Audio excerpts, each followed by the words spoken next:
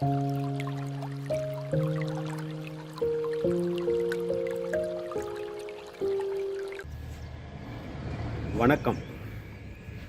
இப்போது இந்த வெயில் காலம் ஆரம்பிக்குது இல்லைங்களா?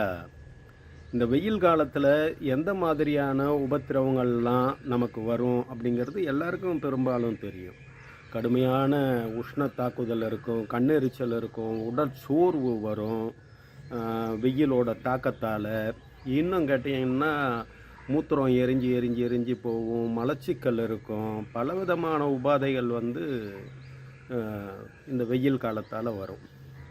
இதை நம்ம எப்படியெல்லாம் சாதாரணமாக வீட்டில் கிடைக்கக்கூடிய சில மூலிகைகளையோ அல்லது பொருட்களையோ கீரைகளையோ வச்சு சரி பண்ணிக்கலாம் அப்படின்றத பற்றி கொஞ்சம் பார்ப்போமே. நம்ம இப்போ வெயில் காலங்களில் பார்த்திங்கன்னா பொன்னாங்கண்ணி நல்ல சும்மா பச்சை பசேல்னு ஆற்று ஓரங்களில், ஏரிக்கரையில், வாய்க்காலில், வரப்பில் எங்கே பார்த்தாலும் வளர்ந்துருக்கும்.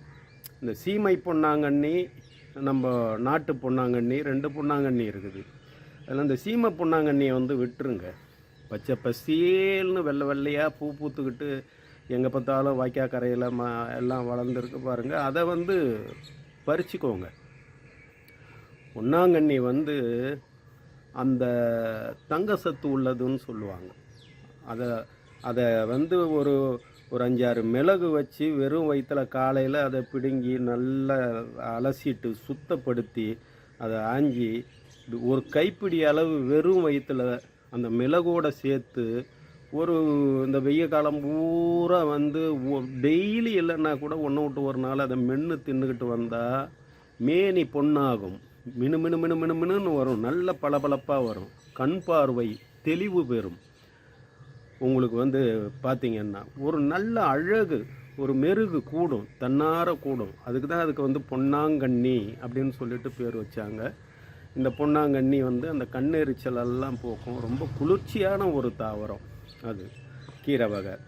இது நீங்கள் பறித்து பருப்பில் போட்டு கடைஞ்சி கொஞ்சோண்டு நெய் சேர்த்து மதிய உணவில் வாரத்தில் ஒரு நாளைக்கோ இல்லை 2 நாளைக்கோ சாப்பிட்டுக்கிட்டு வந்தீங்கன்னா ரொம்ப அந்த வயிற்றில் சேரக்கூடிய அந்த உஷ்ணம் இருக்குது பாருங்கள், அந்த உஷ்ணம்லாம் போகும். உங்களுக்கு வயிற்றில் இருக்கிற உஷ்ணம் போனாலே உங்களுக்கு பல உபாதைகள் உங்களுக்கு சரியாகும்.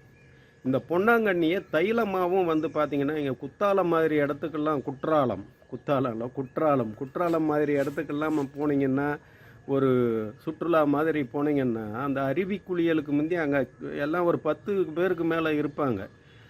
அவங்க உடம்பை நல்லா தடவி பிடிச்சி மசாஜ் பண்ணி அடித்து எல்லாம் விடுறதுக்கு பயன்படுத்துகிற எண்ணெய் பார்த்திங்கன்னா அங்கேயே விற்கும் இந்த பொன்னாங்கண்ணி தைலம் தான். இந்த பொன்னாங்கண்ணி தைலத்தை தான் உடம்பு பூரா தேய்ச்சி விட்டு நல்லா தலையில் வச்சு பட்ட அடித்து விட்டு அனுப்புவான், போய் குளிச்சுட்டு வாங்க அப்படின்னு சொல்லிட்டு.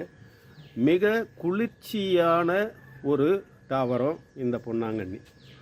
அந்த தைலம் பொன்னாங்கண்ணியை தைலமாகவும் காய்ச்சி பயன்படுத்தினீங்கன்னா உங்கள் கண் பார்வை தெளிவுறும், முடி நல்ல கருங்கருங்கருங்கருன்னு வளரும்.